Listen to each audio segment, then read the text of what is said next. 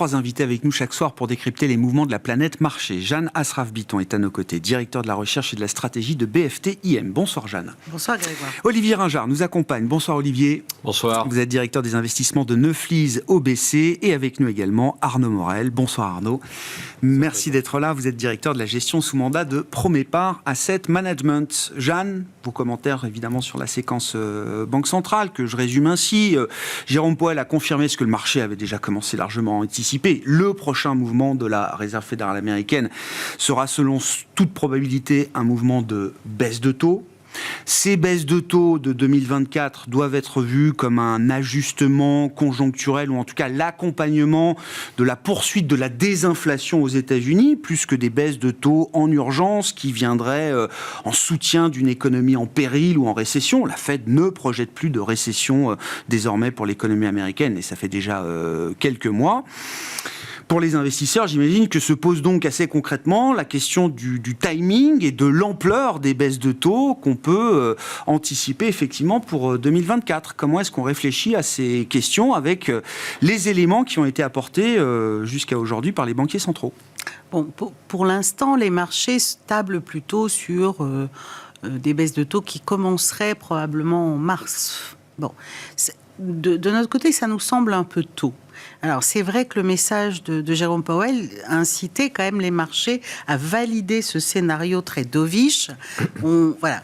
Le facteur pour nous le plus important, c'est le facteur qui a été très mal vu en 2023. C'est-à-dire qu'en 2023, quasiment tous les analystes attendaient une récession.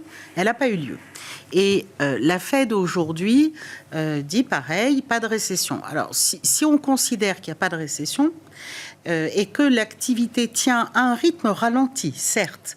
Bon, eux, ils tablent sur 1,5. Alors, on peut tabler sur 1,5, en dessous de 2, on va dire. Ça veut dire qu'il n'y a pas de nécessité à aller très vite, puisque ça veut dire du plein emploi. D'ailleurs, quand on regarde les prévisions de chômage de la Fed, c'est encore du plein emploi qui est prévu pour 2024, pour 2025. La Fed a un double objectif. Donc, ce qui va jouer, c'est à quelle rapidité l'ajustement du marché de l'emploi qui ne s'est pas fait, ou c'est à peine fait en 2023, parce qu'il y avait encore des distorsions Covid à absorber, à quelle vitesse il va se faire et quelles répercussions sur la création d'emplois et les salaires. À l'heure d'aujourd'hui, malgré un resserrement monétaire quand même conséquent, les États-Unis continuent de créer des emplois. Alors, on peut discuter si c'est 100 000 par mois, 150 000, mais ça reste de la création d'emplois. Et les salaires, les dernières indications qu'on a, selon les méthodes de mesure, on est entre 4 et 5 %. Donc, avec une inflation qui décélère, ça veut dire qu'on redonne du pouvoir d'achat. Donc, tant que la consommation tient, il n'y a pas de récession. Mais s'il n'y a pas de récession, il n'y a peut-être pas d'urgence pour la Fed à aller très vite dans la baisse de tout. Donc, c'est au moment où elle va, à mon sens, c'est pour ça qu'ils insistent beaucoup, et Mme Lagarde aussi d'ailleurs, sur le côté data dependent. C'est parce que dans ce cycle de resserrement, il y avait beaucoup de distorsions Covid présentes. Et donc, l'impact du resserrement a été très difficile à évaluer sur l'économie. Je pense que les entreprises maintiennent des marges d'une façon remarquable. Il y a quand même tout un certain nombre de phénomènes qui arrivent très lentement. C'est progressif. Alors, le marché escompte quelque chose d'assez rapide.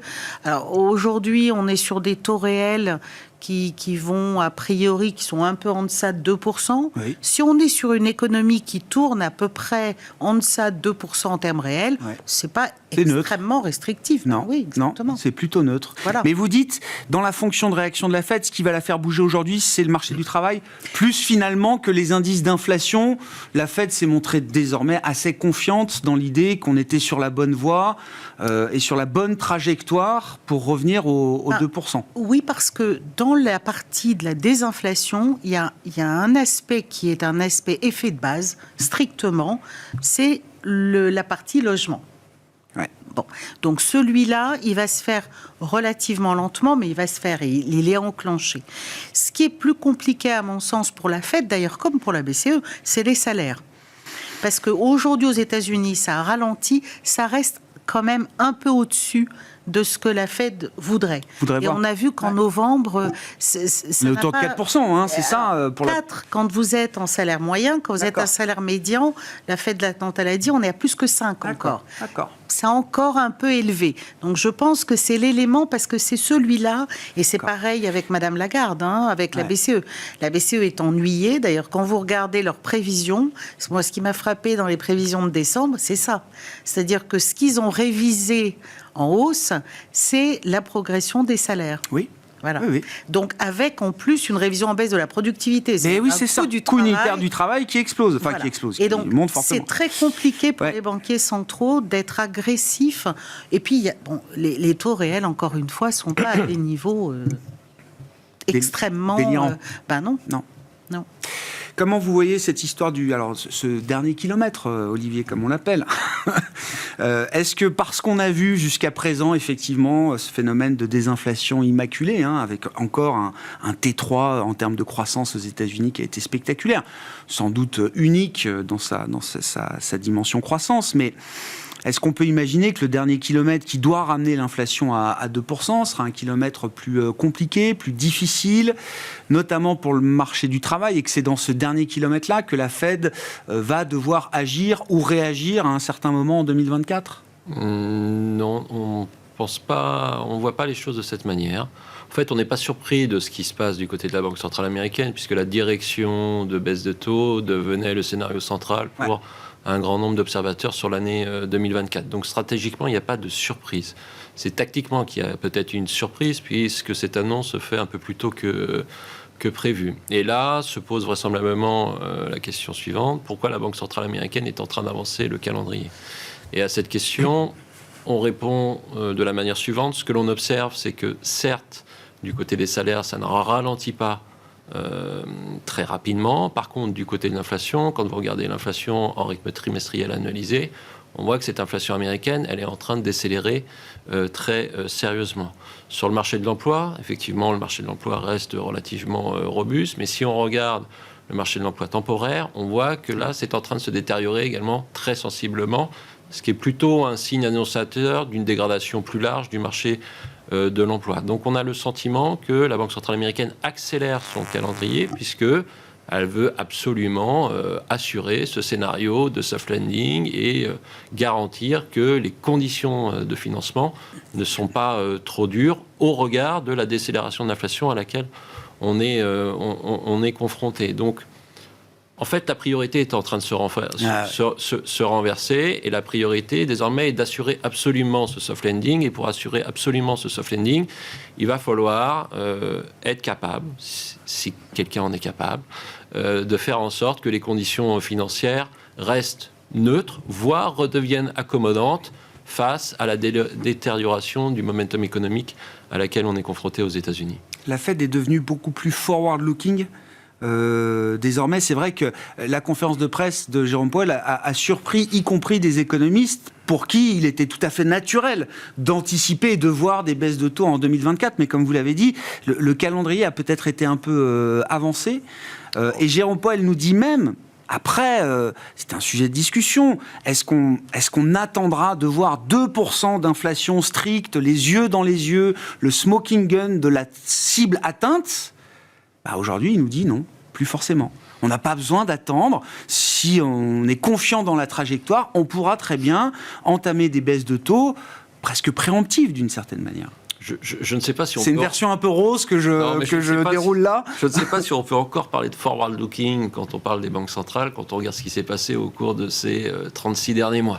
Donc ça, c'est le premier élément, mais ce n'est pas vrai que pour les banques centrales, c'est vrai également pour les observateurs, les investisseurs, les stratégistes.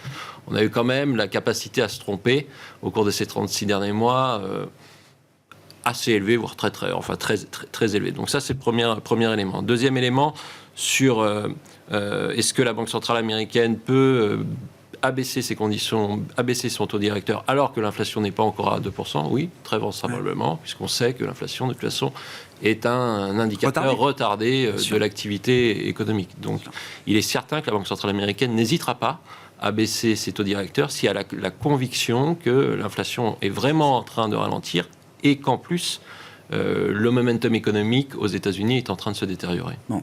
Et de ce point de vue-là, il faut attendre une fonction de réaction différente du côté de la Banque Centrale Européenne, non, mais qui n'a pas ce mandat dual d'emploi maximum et de stabilité financière, qui n'a que le mandat de la stabilité financière. C'est ce qui empêchera la BCE de regarder un peu plus devant. Je peux faire une réponse assez simple, qui est la suivante. Si la Banque Centrale Européenne avait aujourd'hui le mandat de la Banque Centrale Américaine, il est probable que... Ouais. On envisagerait déjà de baisser les taux ou que l'on baisserait déjà les taux, puisqu'on a quand même une dynamique économique qui est beaucoup plus faible en Europe qu'aux États-Unis, avec un bémol à apporter à ce que je viens de dire, qui est le suivant, c'est qu'on a des rigidités au sein du système économique européen qui sont beaucoup plus élevées, importantes que ce que l'on observe aux États-Unis, et donc probablement un mécanisme d'ajustement des prix qui est plus lent également à délivrer cette désinflation qui sera néanmoins inéluctable compte tenu du ralentissement de la demande auquel on est confronté. Et puis peut-être aussi moins de données rapides sur les salaires, alors il y a toujours des indicateurs privés qui permettent de le mesurer, mais aux États-Unis, la Fed a quand même une profondeur d'indicateurs, d'analyse. Mais là aussi, quand on regarde la situation européenne, on voit tout de même que les indicateurs de confiance des entreprises, aussi bien du côté manufacturier que du côté des services, sont fortement détériorés. On voit que l'emploi temporaire en Europe est en train de se détériorer. On voit que dans un certain nombre de pays, le taux de chômage est en train de remonter. Et eux, ils veulent voir la série des salaires négociés. Donc la trajectoire est bien enclenchée. Ouais. On est en train de rentrer dans un épisode au mieux de stagnation prolongée, au pire de récession prononcée. Donc... Et la différence, ce sera le timing d'intervention de la BCE entre ces deux scénarios. Comme souvent. Ouais. Jeanne, là-dessus, sur la BCE ? Je pense que la BCE est confrontée effectivement à une moindre profondeur d'indicateurs. C'est sûr que ça brouille. Et au fait qu'aujourd'hui, l'activité est en stagnation. En fait, et quand vous regardez les prévisions de la BCE, c'est 0,6 et 0,8, je crois, l'an prochain. Oui, ça, c'est ce qu'on appelle c'est même plus de la croissance molle. C'est de la stagnation, surtout quand vous n'avez pas de gain de productivité. Donc, c'est vraiment une situation très compliquée. En revanche, quand on regarde des indicateurs très rapides, les indicateurs, si vous prenez les indicateurs à 3 mois annualisés de l'inflation, la désinflation, elle me semble beaucoup plus évidente en zone euro qu'aux États-Unis. Quand on prend le fameux core américain, là, le super-core, sur 3 mois annualisés, il est à 5%. Donc, c'est en fait beaucoup plus évident aujourd'hui en eurozone mais facialement, c'est plus compliqué. Et je pense que la BCE veut se garder un peu plus de marge de manœuvre pour les mois qui viennent. Il n'y a pas forcément besoin d'annoncer trop longtemps à l'avance quand on répète en permanence qu'on est data dependent. Oui, on a senti que Christine Lagarde ne se mettait pas dans la roue de Jérôme Powell tout de suite dans la dernière série de réunions qu'on a pu avoir. Absolument. Arnaud, vos commentaires sur cette séquence Banque Centrale, ce que ça change pour les investisseurs, notamment le message d'un Jérôme Powell. Est-ce qu'on irait jusqu'à dire que c'est un game changer ou en tout cas que c'est un pilier de la stratégie d'investissement qu'on a en tête pour 2024 ? Clairement, ça paraît être un game changer. En tout cas, c'est comme ça que c'est acheté sur les marchés financiers. La question, c'est est-ce que Powell et la Fed ne se donnent pas les moyens de réussir leur atterrissage en douceur ? C'est clairement identifié comme cela. On le voit aujourd'hui sur les performances. On le voit avec les petites et moyennes capitalisations qui s'envolent. Ça, c'est des points importants aujourd'hui. Donc, la communication faite par Powell aujourd'hui est quand même salvatrice. Après, il ne faut pas oublier qu'il est peut-être pris aussi dans son agenda 2024, pris en étau avec les élections, on va dire, de fin d'année présidentielle. S'il remontait les taux baisser les taux, sur la seconde partie de l'année, ça pourrait, on va dire, être donné comme une incitation au parti au pouvoir. Donc, on peut comprendre cette avancée-là. On l'a entendu aussi, les données quand même de désinflation ont été divisées par 3 aux États-Unis. On a un marché, on va dire, de l'emploi qui se tient bien. On dit que si on n'est pas en dessous de 130 000 sur NFP, On n'est pas en période de hard landing ou d'atterrissage plus dur de l'économie. On n'y est pas du tout. On est à 199 si on retraite les 30 000 de l'industrie automobile. Voilà. On est bien. Donc on a les ISM services qui tiennent bien. Donc on va dire que tous les voyants sont ouverts. Après, c'est une très bonne surprise. Pour nous, c'est constructif pour le début d'année 2024 pour les actifs risqués, clairement, aujourd'hui. Et on voit les conditions financières qui sont quand même bien améliorées. On est revenu sur le niveau de juin 2022, en perdant 100 points de base sur le 10 ans américain. Donc, voilà, après, c'est plein de bonnes choses. Après, ça nous enlève peut-être un peu de carburant pour 2024. Alors, c'est la question. Un peu, beaucoup, ou tout le carburant 2024 Parce qu'à force de rester sur ce chemin de crête du soft landing, mais qui est peut-être d'ailleurs en train de s'élargir, on reste pricé, comme on dit, pour la perfection. Tout à fait. Alors après, le chemin peut être parfait, pas à pas, jusqu'au bout, mais... Donc après, on va voir. C'est rare que ça se passe toujours comme ça. Exactement. Donc on va voir un petit peu sur les chiffres qui vont être donnés, toujours cet esprit de data dépendance, mais en tout cas la communication est claire, me semble-t-il. Après le marché reste optimiste. Voilà, clairement, 75 points de base, ça va pas changer la donne. Après, c'est une communication dans l'esprit, c'est quelque chose de sympa en tout cas pour nous investisseurs. Après le marché est peut-être un peu optimiste, mais on le verra en fonction. Enfin, c'est ce qu'on fait depuis maintenant 18 mois sur les marchés, de voir un petit peu l'évolution de l'inflation, des taux d'intérêt, comment ça se passe sur les actifs risqués, les classes d'actifs à privilégier. Enfin, c'est un jeu à suivre sur les prochains mois. Clairement. Et sur le rallye qui a été déclenché effectivement, alors par toute la séquence, mais depuis, j'allais dire, le 10 ans américain à 5%, qu'est-ce que vous retenez justement de la manière dont la hausse et le rallye s'est fait? Est-ce que c'est un rallye est-ce qu'il y a quand même de la qualité dans ce rallye? Parce qu'on a tous l'œil attiré, effectivement, sur des segments de marché qui étaient considérés comme, entre guillemets, morts. Alors, les small caps, mais la techno rentable, etc. Tout ça a été reboosté. Est-ce que Powell a rouvert la boîte à bulles, quelque part? Donc, sur la première partie de rebond, au mois de novembre, c'est l'élastique aussi. Voilà, clairement, ça, on le voit, c'était le rallye sur toutes les boîtes. Short, etc. Des Worldline et Alstom qui ont eu des mauvais parcours boursiers, qui ont été qui ont bien repris. On voit que la construction, le taux de participation est bien plus important que ce soit sur le S&P ou l'Eurostock 50. On voit que les grosses ne suivent pas, en tout cas les 7 magnifiques suivent moins le rebond, même si c'est moins le cas sur les 2 dernières séances, mais suivent moins le rebond. Et vraiment, aujourd'hui, on voit qu'aujourd'hui, au sein du S&P, j'ai 45% des valeurs qui ont repassé la moyenne mobile 200 jours, ce qui était le 31 octobre, où j'étais aux alentours de 12-13%. C'était quand même des éléments qui sont notables. On voit aussi le Russell aujourd'hui qui continue à repartir, les petites et moyennes capitalisations en zone économique européenne, les émergents. J'enlève la Chine pour l'instant qui ne participe pas au rebond, clairement. Les points notables aussi, c'est les commodities, qui ne prennent pas forcément ce rebond. Donc ça aussi, c'est quelque chose de sympa, on va dire, sur la partie atterrissage en dessert de l'économie, maintien de l'inflation headlines.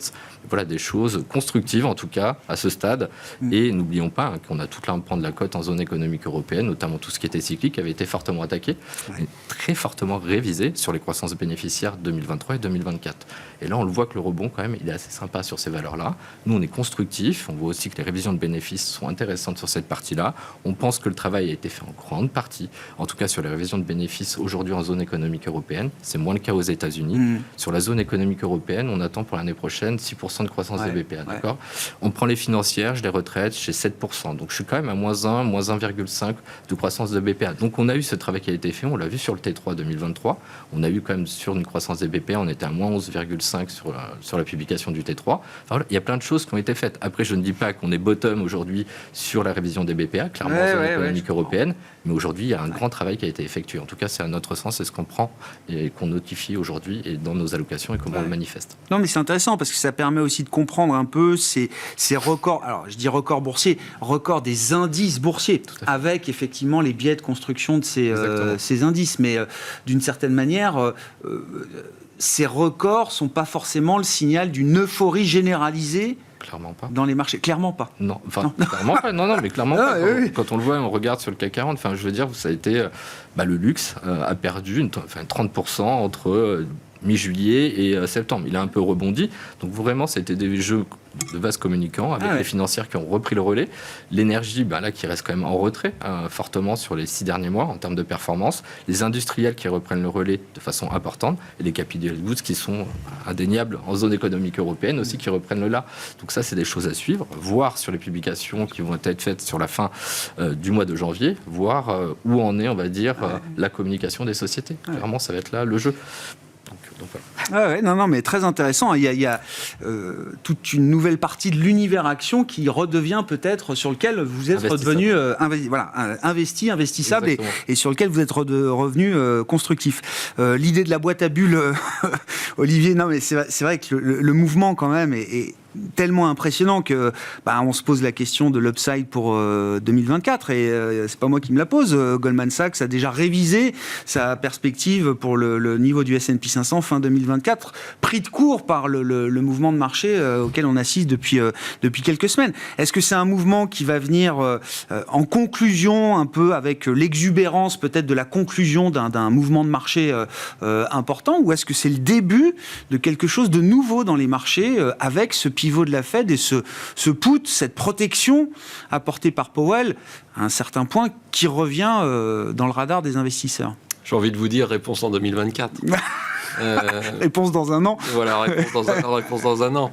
Mais si... Non, mais c'est intéressant. C'est-à-dire que ce que je dis là, on ne peut pas fonder une stratégie d'investissement sur des espoirs de put de la Fed ou de... Non, je pense qu'il y a plusieurs éléments. Certains ont déjà été développé par Arnaud, mais ce que l'on observe, c'est que en fait, le marché a in fine pas réagi si fortement que ça aux annonces de la Banque centrale américaine et de Powell la semaine dernière, puisque le marché américain progresse de 2%, le marché européen est quasiment flat par rapport à la semaine dernière, et sur les marchés de taux, on a baissé de 30 points de base supplémentaires.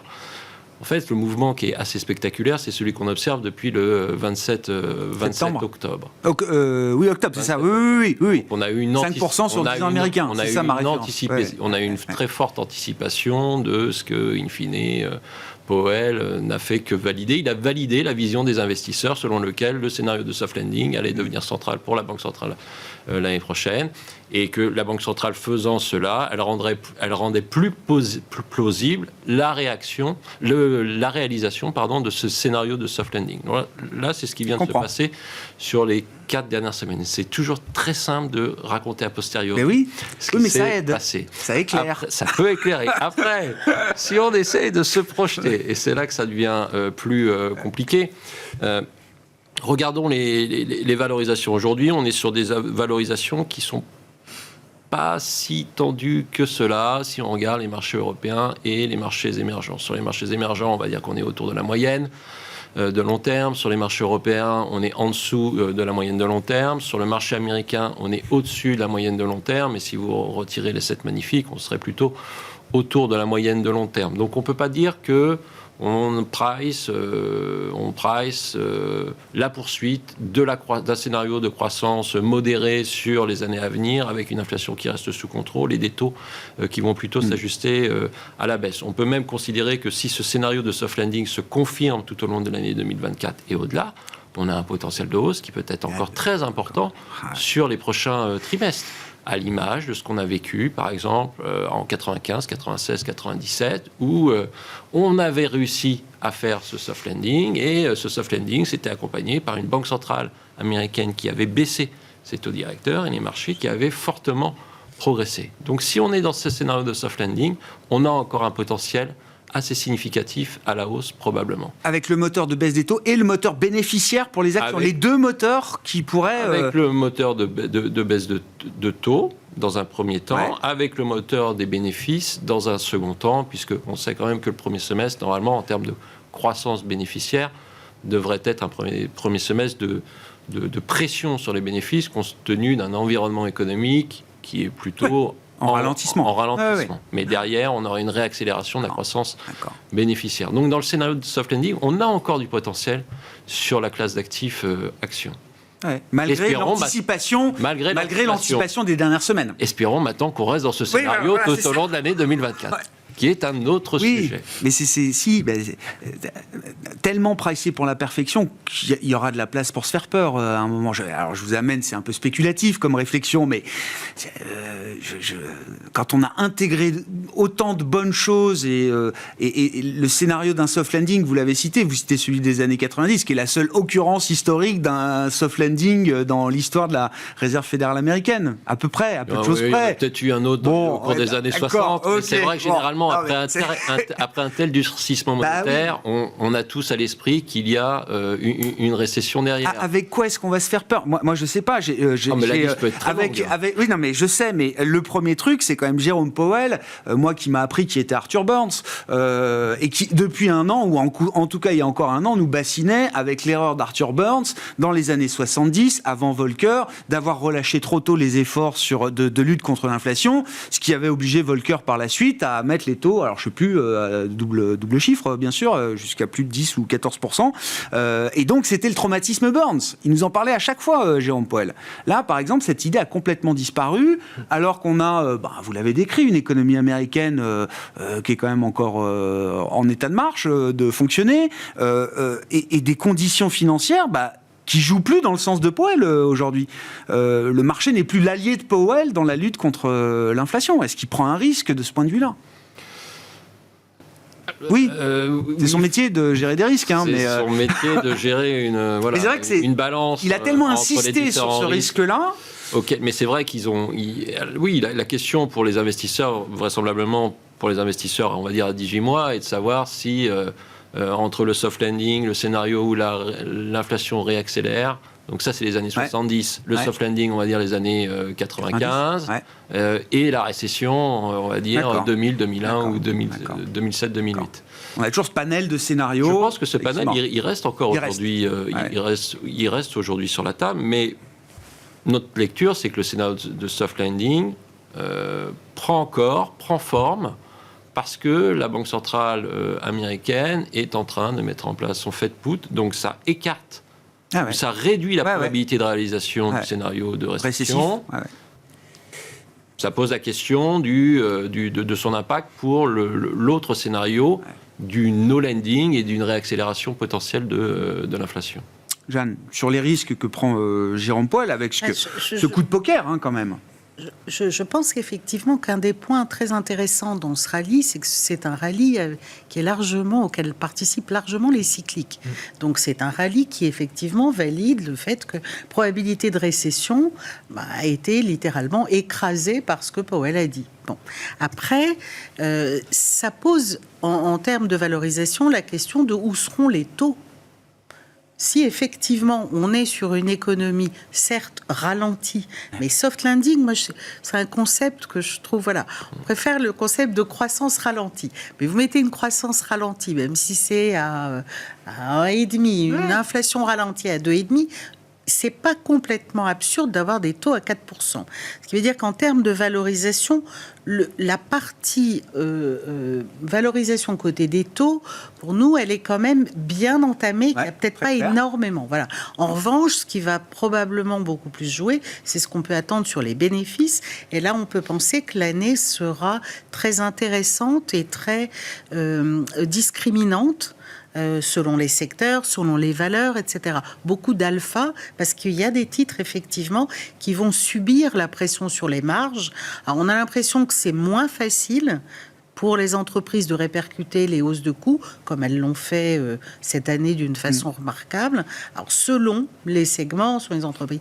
Donc, du coup, c'est quoi la règle ? Plus on est proche du consommateur, plus on sera amené à baisser ses prix, pas forcément. C'est pas forcément ça. C'est vraiment très spécifique au secteur, aux entreprises, position concurrentielle, etc. Mais du coup, je pense que ça veut dire qu'au global, pour le marché, c'est un marché qui peut parfaitement être haussier, mais si vous regardez le potentiel de croissance nominale des ventes, et si vous ne mettez pas d'augmentation des marges, ça ne fait pas une hausse très importante sur le marché action. Voilà, donc ça veut dire un marché qui est quand même plus compliqué. C'est pas... Oui. Moins tendanciel. Moins tendanciel, absolument. Moins tendanciel. Mais quand vous dites c'est l'alpha, c'est donc le moment des stock pickers. Normalement, oui. Normalement, oui. Et les stock pickers, les pauvres, Oui. il faut bien qu'ils aient des moments de temps à autre. Ben oui, mais attendez, on a ressorti les gérants obligataires Voilà. déjà. Non, mais c'est bien. Donc, demain, les stock pickers. D'ailleurs, on n'a pas forcément beaucoup regardé ça sous cet angle-là, mais moi, j'ai trouvé que le mouvement qui avait fait passer les taux à 5%, puis brutalement à Ouais. 4%, quand on était à 5, on était en même temps sur des positions short Maximum. exceptionnelles. Maximum, oui. Jamais vu sur les Oui, 30 dernières oui, années. oui, Donc oui. là, on est revenu un peu. Donc il y a quand même des mouvements de flux extrêmement importants qui viennent driver des mouvements forts. Les facteurs techniques, pour l'instant, empêchent peut-être de la révélation du vrai prix du 10 ans américain, quoi. Alors, ça, c'est tant que la Fed n'a pas fini Ouais. son QT, de toute façon, on ne Oui. sait pas très bien. Bon, mais si on imagine revenir sur une économie dite, entre guillemets, normale, et qu'on est sur une croissance modeste, inflation modeste, bon, bah, être entre 3,5% et 4% sur les taux longs américains, c'est D'accord. pas absurde. D'accord. Voilà, Mais ça veut dire qu'à 3,90, comme vous dites, on a déjà bien entamé le potentiel. le potentiel de revalorisation Ouais, ouais. qui viendrait C'est du ça. côté des taux. Oui. Ouais, ouais. Le cas des small caps, oui, je veux bien qu'on en dise un mot quand même un peu plus spécifique. Et concrètement, qu'est-ce que ça veut dire pour vous chez Premier Par AM, Arnaud, comment on s'expose à ce compartiment small cap? Enfin, est-ce qu'on achète des fonds, des indices small cap, ou est-ce qu'on a envie justement d'aller un peu dans le détail entre l'Europe, les États-Unis et les différents secteurs aussi qui peuvent être intéressants? Le point intéressant, donc sur les small mid, c'est de dire, donc on a une reprise, enfin on a un maintien d'une croissance molle en zone économique européenne, aux États-Unis, donc ça c'est le bon scénario, mais surtout aujourd'hui cette décote aujourd'hui entre les petites et les grandes capitalisations. Enfin c'est clair, aujourd'hui aux États-Unis entre le Russell et le S&P vous avez 30% de décote. On revient avant le Covid, donc 2019, on avait des niveaux voilà qui étaient à zéro en termes de décote sur cette partie-là. La même chose dans une proportion encore plus importante sur la zone économique européenne. J'ai des niveaux de valorisation en zone économique européenne qui sont revenus sur les niveaux de 2011 au moment de la crise de la zone économique européenne. Donc ça, c'est le point important. On voit aussi pas mal de warnings qui ont été faits sur le T3, sur les publics. Donc ça aussi, on se dit peut-être que le travail est en grande partie fait également sur cette partie-là. Comment on réinvestit chez Promépar? On était déjà investi sur cet univers-là. On en remet un petit peu sur la partie américaine où on se réexposait sur la partie Russell suite à la communication faite par M. Powell. Et ensuite, sur la zone économique européenne, donc comment on fait chez Promépar? On travaille en architecture ouverte, donc on sélectionne des talents de gestion sur l'univers des petites et moyennes capitalisations. Et en plus, on a la chance d'avoir l'expertise d'avoir un gérant France petite et moyenne capitalisation, éligible au PEA-PME. Donc on l'imbrique. Mais c'est l'expertise, on va chercher l'expertise notamment des sur la gérants zone dédiés à ces Exactement, marchés. notamment sur la zone économique Ah ouais. européenne. Le vivier aussi sur la partie nordique est très important. Et surtout, les compétences sont moins exploitées. Donc, on va rechercher ces talents de gestion sur cette partie-là. Donc, voilà comment on construit aujourd'hui nos allocations, en tout cas dans la sélection des émetteurs. Donc, on ne va pas le faire en titre vif, en direct pour nos clients en gérant sous mandat, parce qu'on n'investit pas sous des capis inférieurs à 500 millions, ce qui est logique pour des gérants privés. Enfin, Ouais. Non, mais ça, après, c'est de la cuisine. Effectivement, non, mais très. Est-ce qu'il faut imaginer aussi un moteur d'opération sur capital, d'OPA? On va parler private equity dans le dernier quart d'heure, mais on sait que le capital d'investissement va regarder et regarde déjà la situation de ces entreprises de taille intermédiaire de très près. Hein. Ce sont aussi des investisseurs de capital patient qui sont capables d'aller chercher ces entreprises sur des marchés cotés. Ce qu'on voit surtout aujourd'hui, c'est des sorties de cotes. On l'a vu encore voilà, avec c'est ça. S2I avant-hier. Donc ça, c'est plein de choses.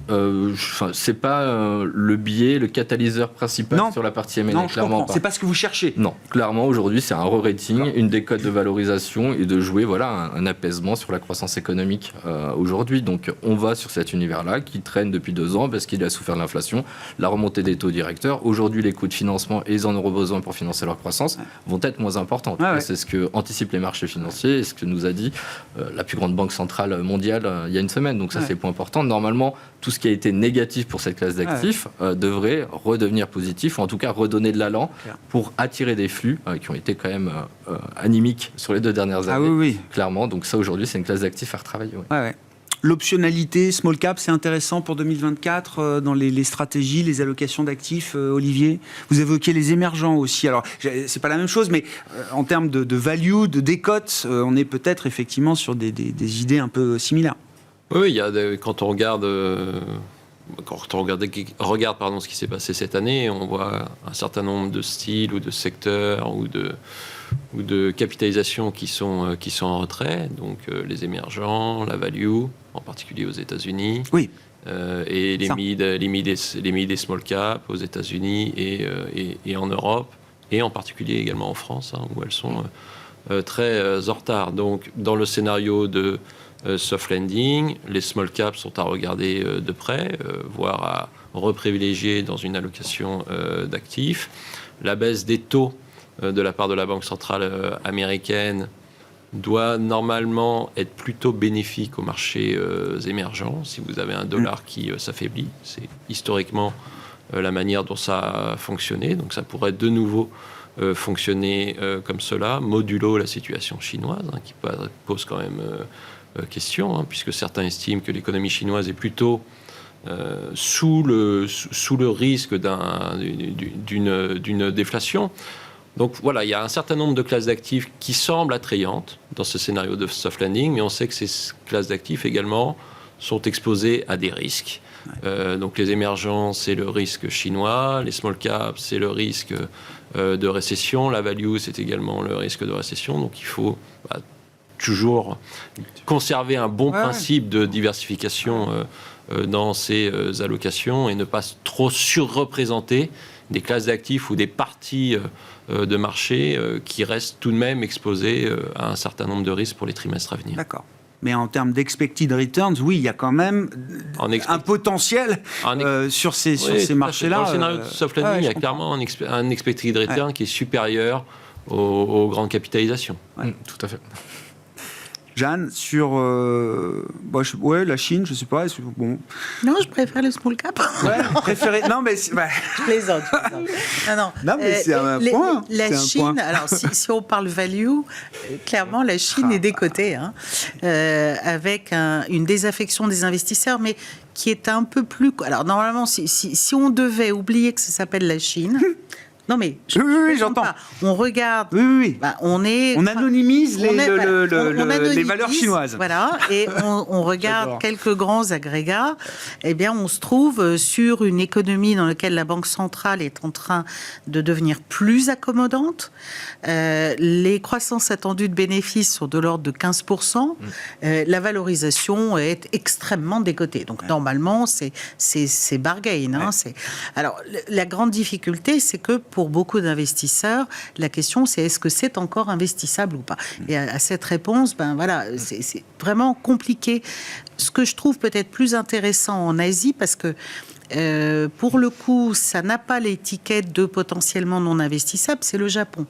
Et le Japon est vraiment une économie sur laquelle il y a des incertitudes d'une nature très différente à celles qu'on a pu voir et qu'on verra précédemment, par rapport au risque traditionnel, historique, vous voulez dire, pour l'économie japonaise. Par rapport au reste du monde. Ah bah oui. Puisque, c'est une grande question. On n'a pas de certitude, et à la Banque du Japon non plus. C'est pour ça qu'elle hésite. Bon, à notre avis, elle sortira quand même des taux négatifs en janvier. Oui, c'est pas un pas non plus de géant. C'est pas un pas de géant, mais ça prouvera qu'elle est convaincue que la sortie de déflation, après 30 ans de déflation, est acquise.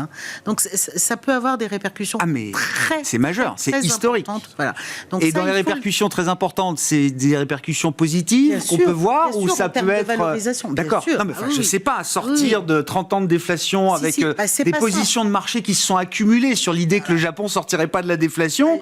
Justement, c'est-à-dire que c'est pas simple. En même temps, ils ont des réformes structurelles pour booster le return on equity. Donc, et quand vous regardez les décotes de valorisation du Japon par rapport au reste du monde ou les décotes historiques, elles sont phénoménales. Donc, c'est en tout cas une zone sur laquelle on regarde de très près, comme d'ailleurs les petites valeurs qui ont été évoquées plus tôt, on les regarde de très près, mais on pense que le chemin ne sera pas forcément de toute tranquillité. Oui, non, ça peut être un peu chaotique. Non, mais sur le Japon... Le Japon, je trouve vraiment intéressant. Et toujours, parce que déjà... pourquoi toujours ? Non, mais parce que ça a été... on est revenu, sur les niveaux du Top X ou du Nikkei qu'on avait au moment du Walkman, quoi. Oui, mais enfin... Mais on est loin de... Oui. On est très, très loin, avec le risque qu'on connaît sur le yen, mais en même temps, le marché et le yen n'ont pas toujours été corrélés comme ils le sont là. Et si c'est la demande interne qui, tout d'un coup, se réveille, la corrélation avec le yen peut tomber. Donc, c'est vraiment une des zones qui peut nous réserver beaucoup de surprises. Ouais, et qui attire structurellement de plus en plus d'investisseurs. J'ai l'impression, en tout cas, de gros parce noms qu'il y a- qui reviennent ouvrir des bureaux, Il y a effectivement, un au Japon. pivot potentiel, Ouais. voilà, un pivot structurel. Japon, mais Arnaud. Pareil, sur la partie micro, rapidement, les return on equity sur les marchés, c'est les actions japonaises, on est quasi revenu, on est quasi au plus haut. On regarde aussi les programmes de rachat d'actions. Donc en gros, qu'est-ce qu'ils ont fait? Ils ont fait un travail depuis 6-7 ans de remettre un petit peu la pyramide de transformation de rentabilité sur le modèle américain. Et ça porte ses fruits, c'est ce qui est dit. Ah oui, et puis il y a un push énorme de la réglementation, des autorités pour que les entreprises soient effectivement... Maintenant, les valos maintenant sont revenus quand même sur la moyenne historique long terme. On est dessus, on est à 18 fois sur le Nikkei, donc c'est des choses à surveiller. Puis dans les petites histoires qui viennent consacrer l'année du Japon, c'est Nippon Steel qui fait une offre sur US Steel quand même. Non mais plus grosse acquisition potentielle d'une boîte américaine par une boîte japonaise, et on parle de... Alors c'est des boîtes historiques, mais US Steel effectivement ce fut un emblème quand même de l'industrie américaine à une certaine époque. Merci à vous trois d'avoir été les invités de Planète Marché ce soir. Olivier Ringard, Neuflize OBC, Jeanne Asraf-Biton, BFTIM et Arnaud Morel, Promépar Asset Management.